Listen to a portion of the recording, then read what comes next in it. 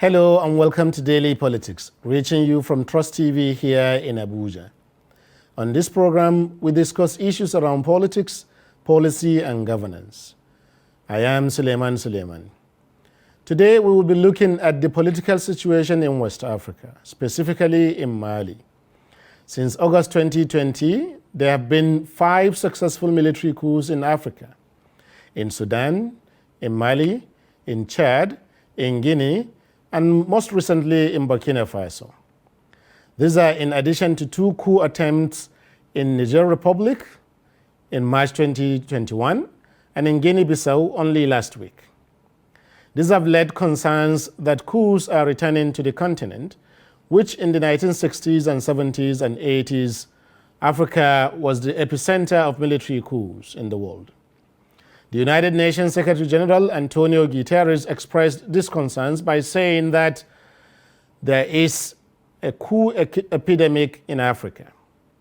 And for his part, the Ghanaian president and chairman of the Economic Community of West African States, ECOWAS, Nana Akufo-Addo, describes this situation by saying that the new wave of coups represents a threat to peace, security, and stability in West Africa. But in Mali specifically, there has been 2 coups in just 10 months. First, in August 2020, Colonel Assimi Goïta overthrew President Ibrahim Boubacar Keïta in August 2020, following months of street protest and years of instability. The new military government promised new elections and agreed to an 18-month transition timetable. However, in May last year, Goïta staged a second coup by removing the president and prime minister and announced a new 5-year transition timetable. This has caused a standoff between the Malian government, ECOWAS, the African Union, and the United Nations. So today, we're asking, what is really going on in Mali? What will be the fate of the Malian people, particularly in deciding their own destiny? What are the roles of ECOWAS, France, Russia, and China in all of this? And above all, are coups really returning to Africa? With me to discuss all of this is the Malian Foreign Minister and Chief Diplomat, Dr. Abdoulaye Diop. Welcome to Daily Politics, sir. Thank you, sir. Thank you, Your Excellency. We'll just take a minute and then we'll be right back. When we return, we'll go into the discussion fully.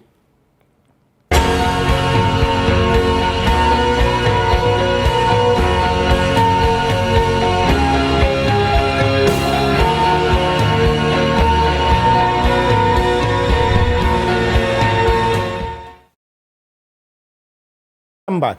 This is Daily Politics, and now let's get into the discussions proper. Your Excellency, sir, can you hear me? Yes, I can.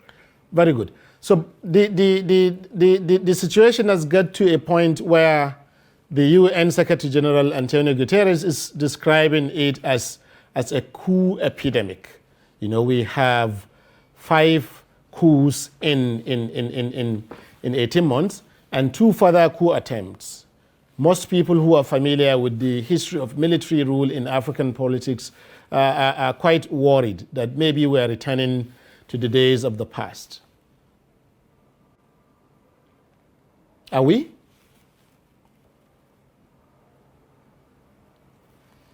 Can you hear me, sir? Yes, I can, sir. So I'm asking, are we returning to the days of the past? Are we returning to 1960, 1970? Thank you. In Africa? Thank you, sir, for this opportunity. I understand that everybody is getting concerned about what they call the return of the coups. But also sometimes what is problematic with the international community or even regional communities is that these selective emotions on issues. When there are coups, there is so much excitement, sending missions, condemning, sending communiques, deploying missions, while we don't focus much on the root causes that could have led in situation like Mali to coups because of a lack of governance, the inability of governments to respond to the basic needs of the people, specifically in the case of Mali in terms of the security. So what is also important is just to look at the root causes of these unconstitutional change of governments, not only to focus on the coups also, but to look at also all these change of constitution in many countries leading to the third term, which we can also call even the civilian coups. So Yes. we need to look at the broad picture and to look at these key governance issues, how we can make the government more effective. In the case of Mali, for instance, there is a kind of defiance toward the classic political leadership. Political parties are not inspiring much the population. That's why in many countries now you are seeing people coming to applaud the coups. That's why we need to go back to the basics and to see what are the underlying issues we need to fix in terms of governance, in terms of transparency, in terms of improving the security for our people. So we focus on the causes and less on the symptoms.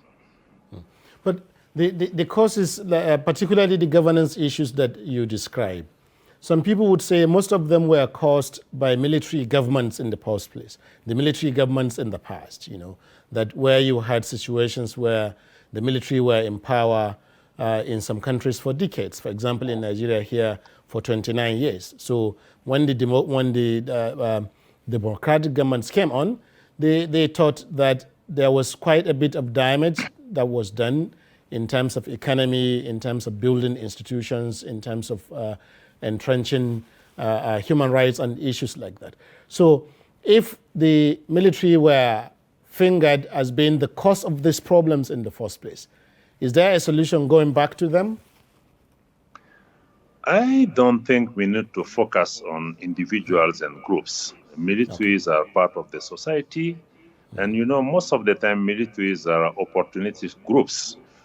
When the society is fixed and the system is working, there is less appetite from the military to come in. So that we need to keep that in mind. There are some military who have helped to put in place a good governance system. Some have failed. Some civilians also have failed the democratic system. So for me, we need really to set back, not to look at specifically at groups, and to see how to fix the system to make sure that it works for the people, because it's up to the people. Even the military will not have the power to fix the issues. It will be on us, the people, to make sure that we put systems in place where our government are accountable, where they're effective to provide the people with the social and basic needs, where we have also the check and balances in government. So these are the issues that we really need to fix. It's not to put the blame on the military or on specific leaders. It's also our society and the key issues at the national level that we need really to address collectively as a country and as a people. Thank you. But that also goes to say that that even if we're talking about the issues, to put governance structures in place to improve the conditions of living of Africans, how equipped isn't democratic systems not better equipped in doing that than other kinds of government, including the military, particularly for Africa? No, definitely. I think the democratic system is the less worst of all other systems. If, like in the case of Mali, we have the military to intervene in the political sphere, it's more an accident. It has to be for a time to fix the issues, then to go back to the normalcy. So it's not the aspiration of the military to run a country, but when all the system fail and nothing is working, I think it's the last resort. But we cannot have the weakness to think that the military is the response, but it can help in those times of crisis with the patriotism and with the policy to be in the middle between the different part of the country to help to broker a solution between different stakeholders. For me, the military solution can be just the interim one during this, that period to build a national consensus, to establish lasting institutions which can help the country, including the role of the military in those societies has to be also defined. Thank you. So as part of these issues, one of the observations some people have made regarding the coups that we have had in Africa lately, and especially even in Mali, in Burkina Faso, in Guinea, is that these coups tend to be well supported by, tend to enjoy widespread support from the civilian population, sometimes even from members of the civil society, and and also opposition political parties. Does that mean, is that a sort of legitimacy on military governments or on coups, that they now enjoy the support, at least at the time that they came in? For example, the Malian coup was the military leaders were widely encouraged by the civilian population. The same thing even in Sudan, because there were a lot of protests, people were protesting. What is the reason why civilian populations, people ought to stand for democracy, why are they now turning around to support coup leaders? I think this is a worrisome development. In a country like Mali, you see the politics have become just a game for many leaders. And they have been playing that game to protect themselves. Corruption has been around. The needs of the population have not been met. And we have reached some point where they have disconnect between the political class and the people. That's why in most countries now people are seeing the military as like if they are prophets to come, which is a bit exaggerated. But definitely, that's why I say let us look at the governance issues. Let us look at even the political parties themselves, how they can put in place program to respond to the needs in terms of development, security of the population, and how they can increase participation, and how can increase also transparency and honesty in the way they do business. If this is not done, people are running more and more from the political parties. But the parties should be at the center of any political system. We need to review the way we do. In Mali, for instance, we have more than 600 political parties. Do you need, for a country of 20 million people, we have 200 projects of society or program for the people? No, we don't. So these are some of the problems we really need to fix to make sure that the political party really reflect the aspiration of the people. So there is trust between the parties and the population. Thank you. So in the case of Mali, very specifically, there was this attempt by the president, the former president Ibrahim Boubacar Keita, to extend his tenure, which led to the street protest and so on. To what extent did that result into the takeover of government by Colonel Goita? Let me get the record straight. Okay. President Ibrahim Boubacar Keita did not resign out of any attempt to renew his mandate, because he was starting just his second term. He was maybe in the second year, I think, in his term. What was problematic is that the parliamentarian election which have been organized have been deemed by most of Malians, including some from the leading ruling party, that these have been fraudulent election. And the role of the institution in charge of organizing election has been quite denounced and people have taken the streets because of the unaccepted result of the parliamentarian election. Is after 6 months or 5 months of demonstration that the president ultimately has to resign and the military has to take the power. So that was the main problem, election that have not been well organized. And this also is the consequence of governance shortcomings that we really need to fix, and also the lack of ability of the government to provide security throughout the country. Thank you. That's an interesting insight. But what about the role of the opposition parties in those protests, but also in the first transition government that was brought in after August 2020, when the military took over? I have to say it's the opposition which also have created that situation because of this popular insurrection to avoid that the country could plunge into the civil war and disorder.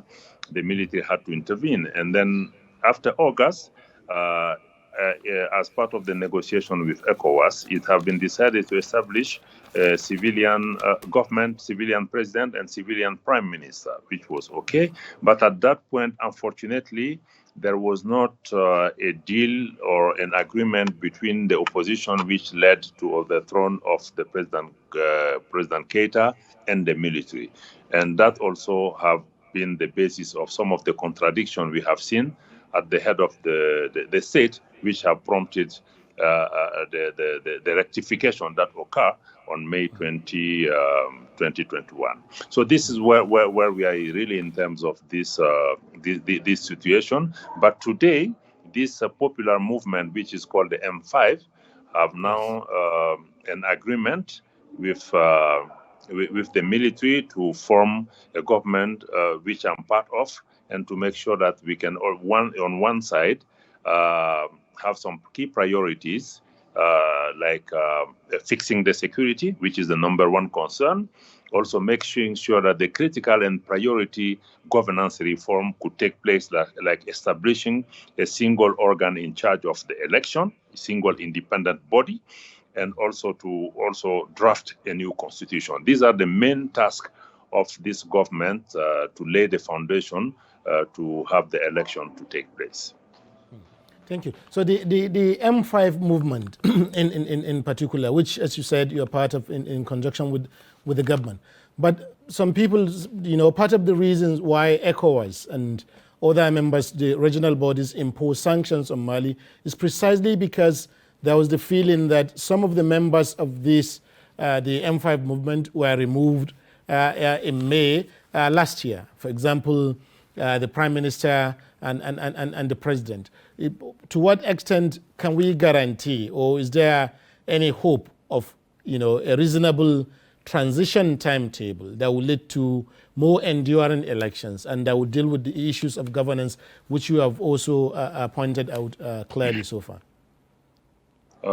Again, let me get the record straight on this. The President Bandao and the Prime Minister Mokhtar Wan, who have been removed in May 2021, were not part of the M5 movement.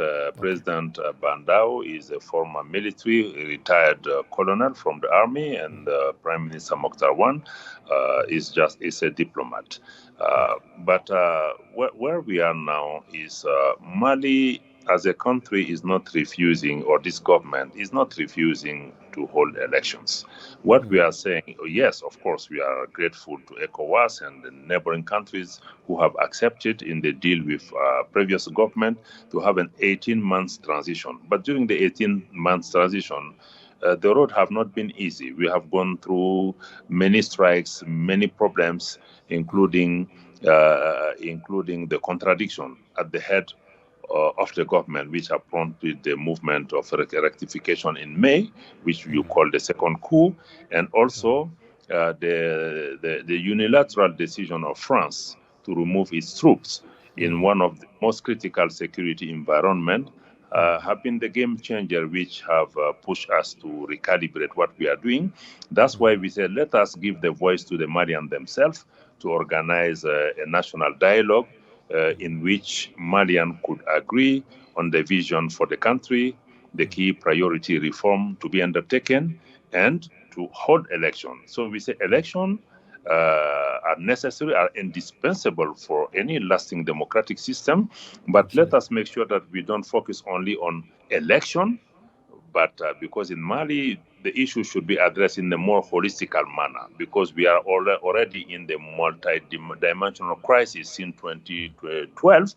That's why we have the UN mission for about 13,000 troops in the country. We have the G5 Sahel troops. We have the Malian, we have the French, which means that we are already in a crisis in the country. Mali is not a normal country. The situation is quite complex.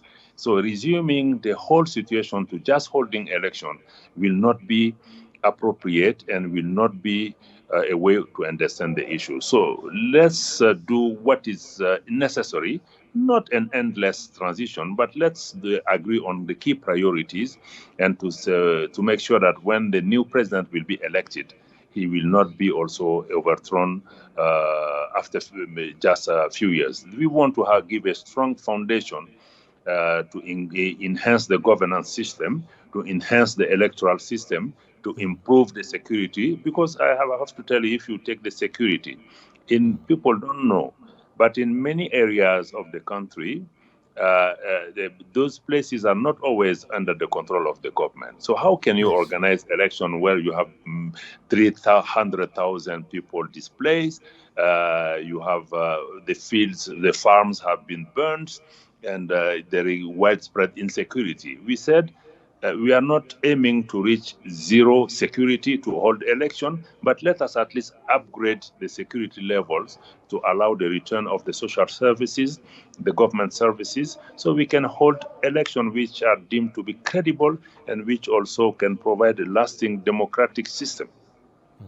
Thank you. So you're saying, in effect, that because of all these issues that you have to deal with, and because elections alone would not necessarily, that you need more than just the 18-month timetable that was originally agreed.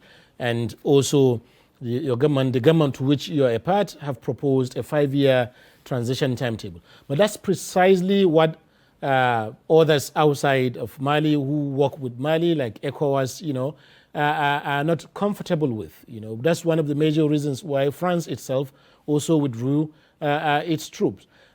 Isn't a 5-year transition timetable akin to perpetuation of military in power?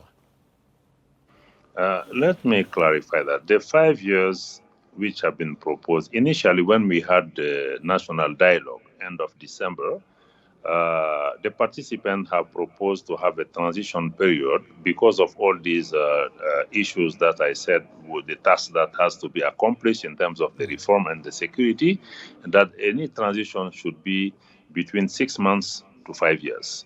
Even though 65% of the participants have agreed that we need 5 years to be able to do the work. But even with this, when this request was done, the national assise, this national dialogue ended in December 30th.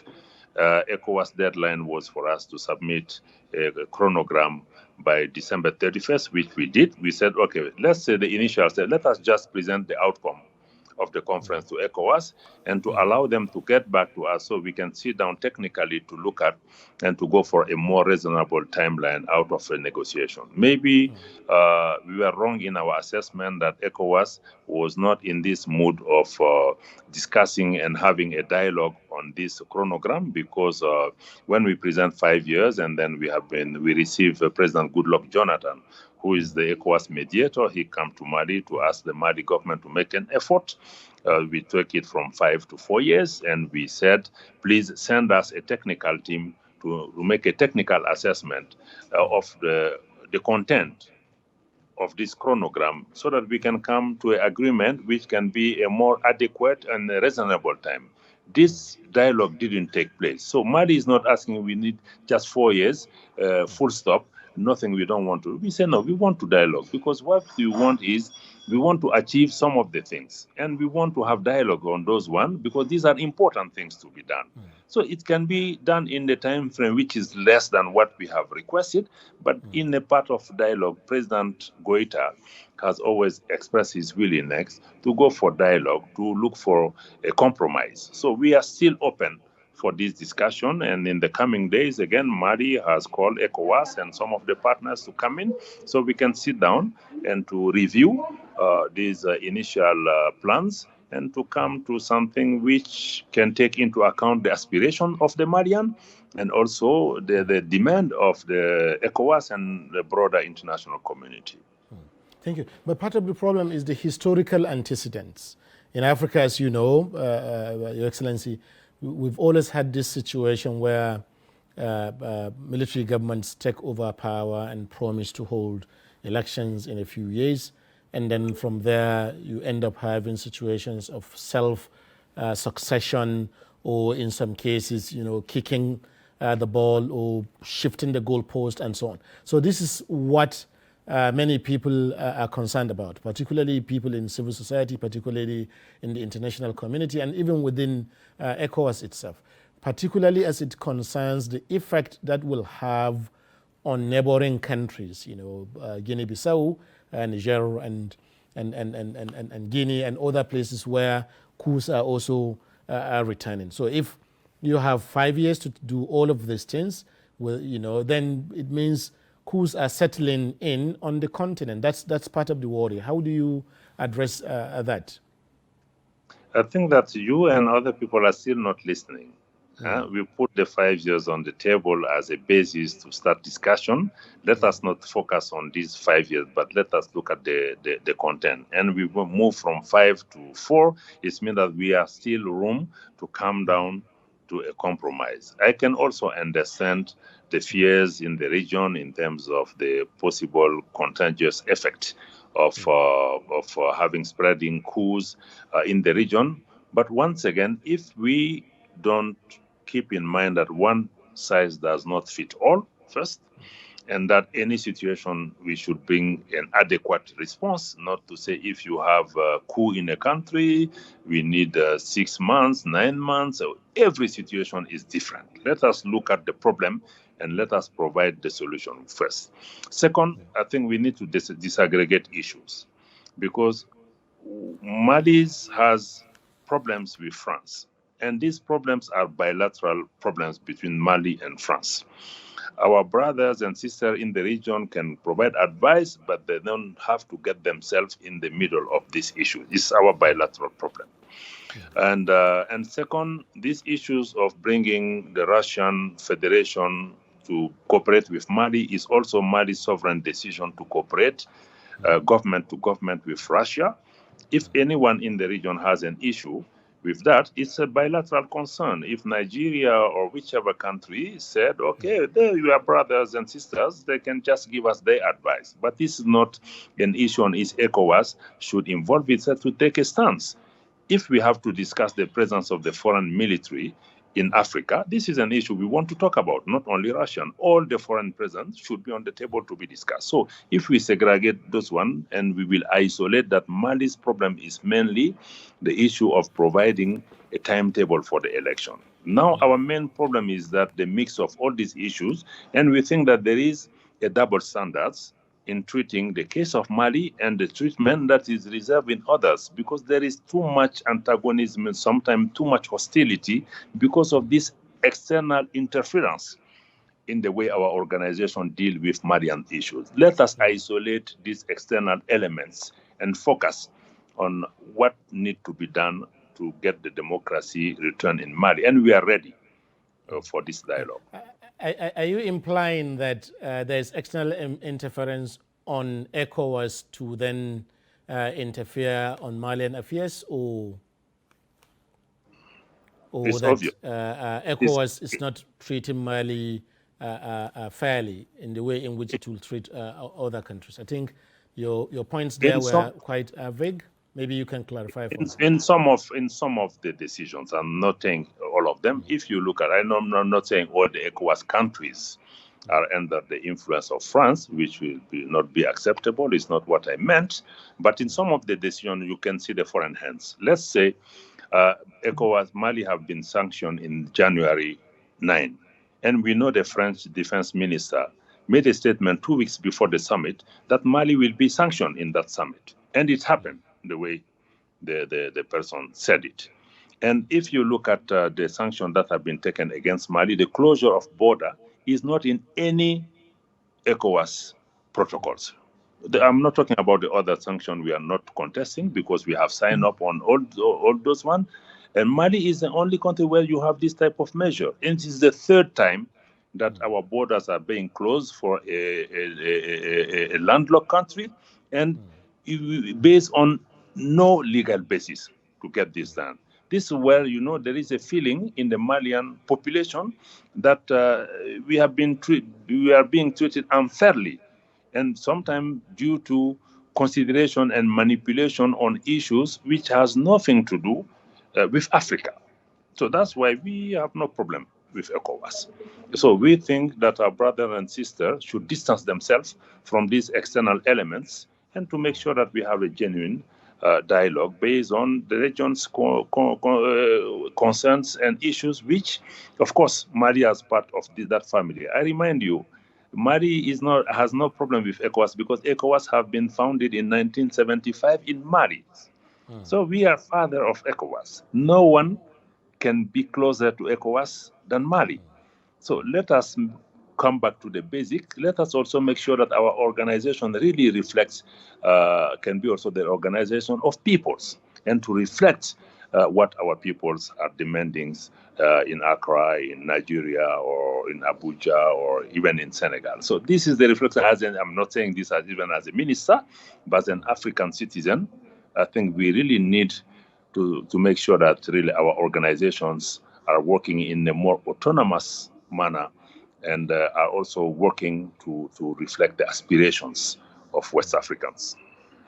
Thank you very much. So we'll be taking a break just for a minute. When we return, we'll continue with the discussions, particularly around the roles that Russia and China are playing in this context, because there are feelings that Mali and other African countries, these situations, these coups are returning because of the complicated dynamics of international politics, that we're having a reverse of the Cold War, where you run from one superpower to another, from France to Russia or to China. But that will be when we return in just a minute. Stay with us.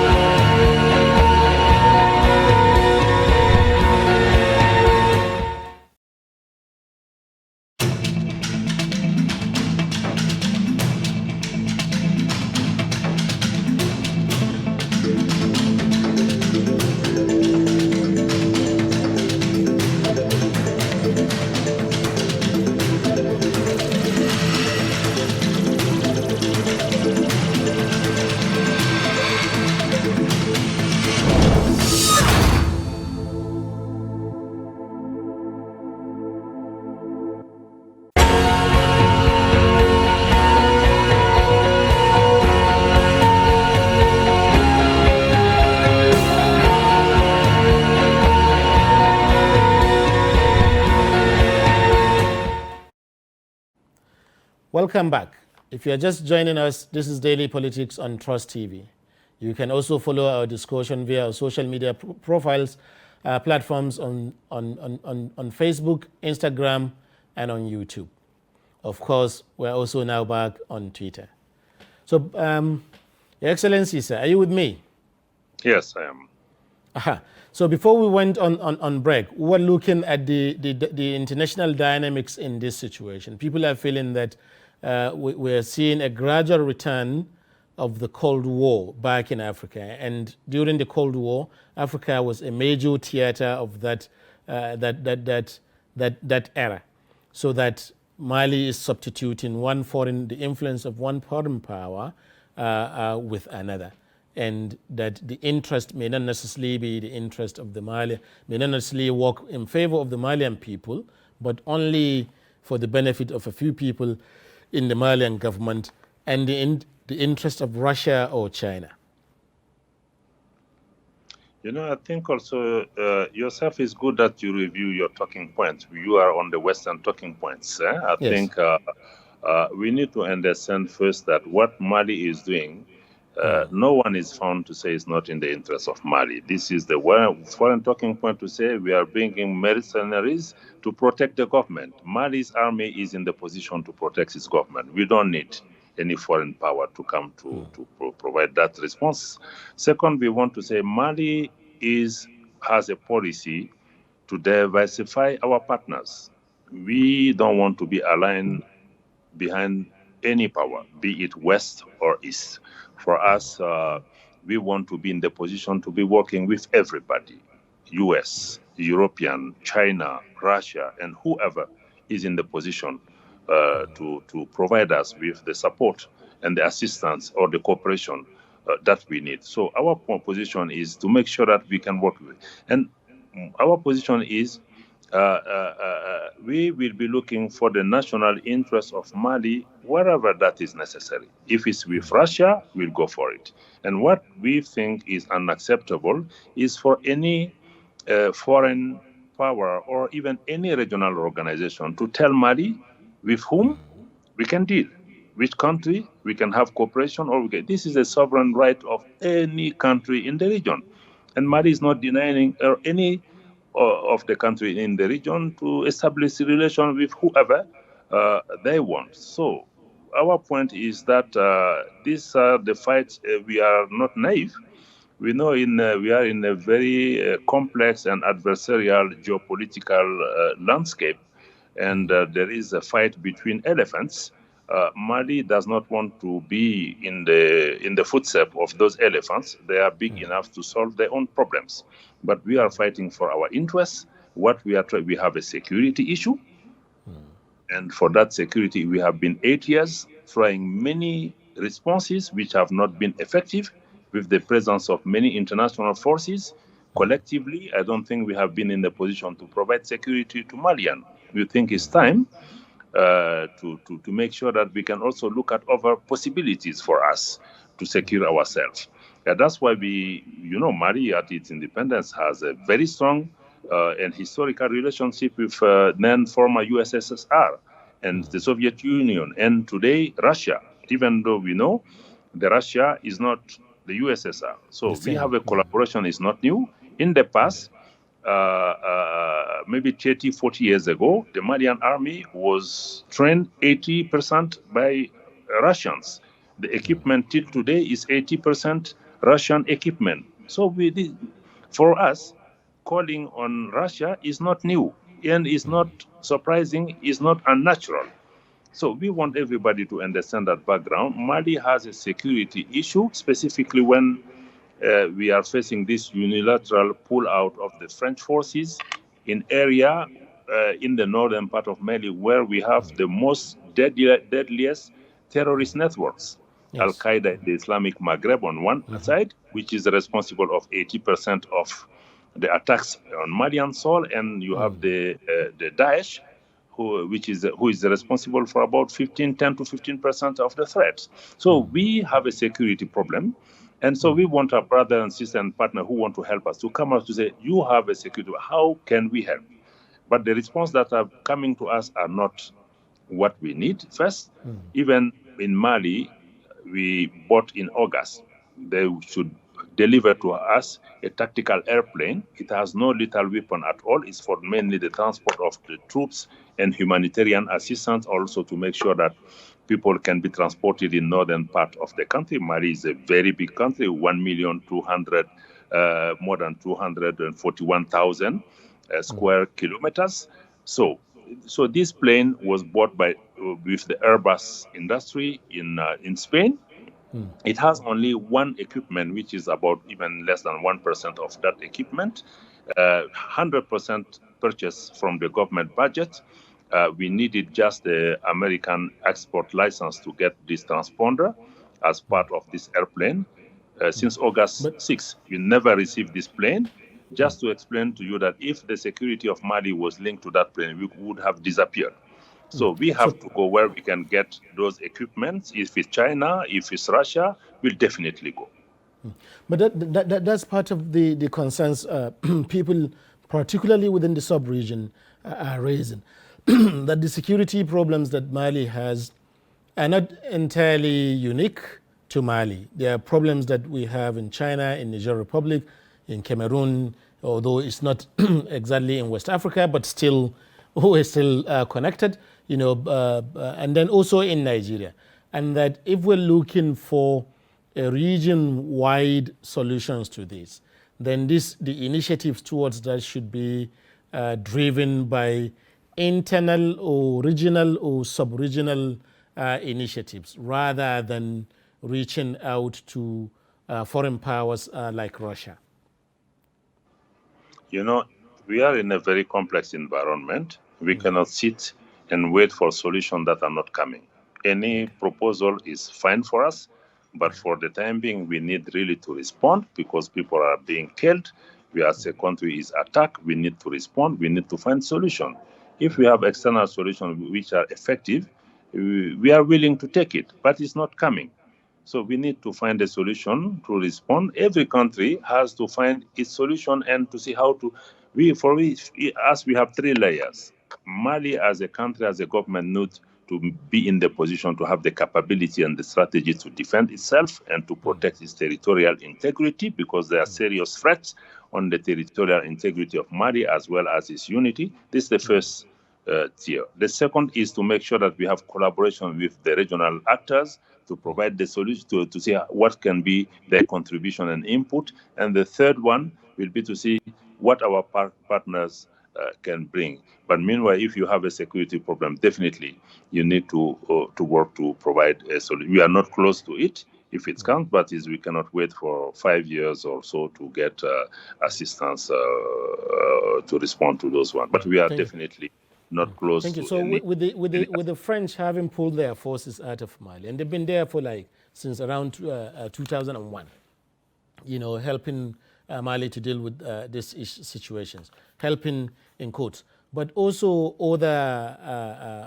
UN forces like the Danish forces that were sent out of Mali by the new government in Mali, and now this intent with the Russian government.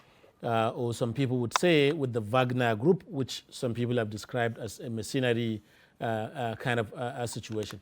To what extent do you think would this bring about security for Mali and the Malians, particularly since it is the ordinary Malians in the streets and in their homes that are suffering these terrorist attacks? I have to tell you, our cooperation with Russia is a state-to-state or government-to-government collaboration. If we have problems, we need assistance, we turn to Russian government, and most of the time we get the resources from the government coffers. It's not free to get this assistance. At least when we need it comes. Second, you talked about these persons. The security situation in Mali is different from any other country. The level of complexity of the situation in Mali can be only close to what is happening in Libya. And I have to tell you also, the problem is Mali have been brought from Libya after this foreign intervention in Libya, which have created this situation in the northern part of Mali. We have foreign presence, we have UN, we have French, we have G5 Sahel, we have over presence. But collectively, I have to tell you, in the last 5 years, the results have not been up to the expectation of Malian, including the government. We are all accountable for this situation. I'm not blaming anyone in particular. UN, for instance, we have a UN peacekeeping mission. I have to recognize the involvement of the UN, the sacrifice that have been made. Many of the UN troops came from the region. It's one of the more deadliest UN mission, but it's not to blame the mission itself, those who set the mandate for the mission, because we have peacekeepers in the environment where there is no peace to be kept, because the threat in Mali is the terrorist threat, is inter-community violence. Unless we have brigades, units equipped to do these asymmetric wars, so peacekeeper will not be able to respond. So collectively, all the response that have been brought over the last 8 years have not been effective. So we need to rethink the way we proceed and to reorganize so that we can become more effective. This is what Mali is aiming at. With the partnership we have established recently, the security situation is improving positively. We have a wide operation throughout the country. For the last 3 weeks, we have killed more than 100 terrorists. This has not happened to Malian army for years, including the head of some of these terrorist organizations. And for the past months only, we have about 50. Mali has more than 300,000 displaced people. And for the last months, because of this military operation, we have been successful in bringing back to their homes more than 15,000 displaced people. We want to double, even to triple these numbers in the coming weeks. So this is the trends that we want our partners to come in. If you touch on the Danish, Denmark is a country with whom Mali had strong collaboration. It's not a problem with Denmark itself. It's about our rules. We think that this contingent of Denmark came to Mali without satisfying all the legal requirement in having a bilateral agreement with Mali. And that is not acceptable to have military presence in your country where it's not following the proper legal procedures. So that's the problem. So we are not saying we welcome all the foreign military assistance, but it has to be discussed with Mali. It has to respect the sovereignty of Mali. It has to be within the framework of our military strategy and security strategy for the country. Thank you very much. We just have a few more minutes to go. So maybe we can go back to some of the issues internal to Mali in that beyond security. For example, or maybe we expand the meaning of security, the economic security, particularly for youths in Mali. It happens that in many of these countries where we have had coups recently, unemployment and poverty levels, particularly among youths, tend to be quite high. So how are you looking to deal with these issues? You know, because some people feel that these are issues that are better dealt with by an elected, democratically elected government, rather than a government that comes in through military coups. How are you going to handle this issue during this transition process? As you're preparing for elections, dealing with the security situation, what about economic insecurity in Mali, particularly among young people?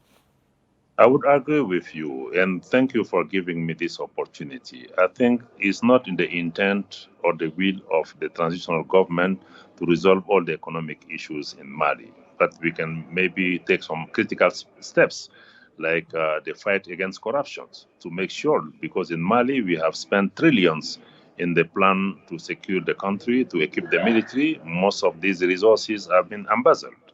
And this also increase in the insecurity, but also the vulnerability and the poverty in the country. But while we are doing this, at the same time, we are mindful that only development and providing hope and economic opportunity to Malians and to the young people can provide a lasting solution. Definitely, we need a more stable and democratic government to those one. The transitional government can only provide the foundations, like in terms of institutions, in terms of the way we do business. But definitely, we are not saying the transition should be there to develop the country, to get the things there. No, we have to just provide the critical steps to be taken so that elected officials are coming in an environment where the ground have been leveled, for them to have a stability that is necessary to provide development, security, stability, but also harmony between the Malian people, and to be also a positive force for stability and democratic advancement in the region. Thank you. So the transition timetable itself, because if you have a timetable that says between 6 months to 5 years, you know, it's not specific. Is there any expectation that there will be a genuine transition in Mali? Since, you know, when we get to 5 years, you can extend by another few months and so on. What's a specific timetable for this transition government beyond whatever discussions you may be having with ECOWAS or any other bodies? As we speak, Mali government and President Goita have taken an initiative. We have reached out to ECOWAS follow-up committee of the transition. Discussions are going on to proceed with the technical review of Malian's plans for the timetable for the transition. This group is led by the Malian Minister for Territorial Administration, and we do hope that in the coming week, this group will be in the position to provide a consensual timetable which can be discussed at the political level and to be shared with ECOWAS as a way to get out of this situation. Thank you very much, Your Excellency, Dr. Abdoulaye Diop. Thank you for coming on our show. I think this is where we come to the end of the program, and we hope to have you sometime on this show once again. We are now at the very end. Thank you for staying with us, and do join us again same time tomorrow for yet another episode of Daily Politics. I am Suleiman Suleiman.